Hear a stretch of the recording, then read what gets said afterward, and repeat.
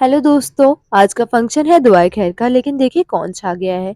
ये है आंटी जी जो नेल पॉलिश लगाकर आई हैं। अरे भाई कोई इन्हें बताओ कि नेल पॉलिश लगाकर वज़ू भी नहीं होता, लेकिन लगता है जैसे फुल नेल पॉलिश लगाकर सबको हैरान कर देना चाहती हैं। और ये देखिए बार-बार दुपट्टा सेट करते हुए दिखाई दी, लगता है इनकी जान को खतरा है क्योंकि कभी आंटी जी ने दुपट्टा तो लिया ही नहीं।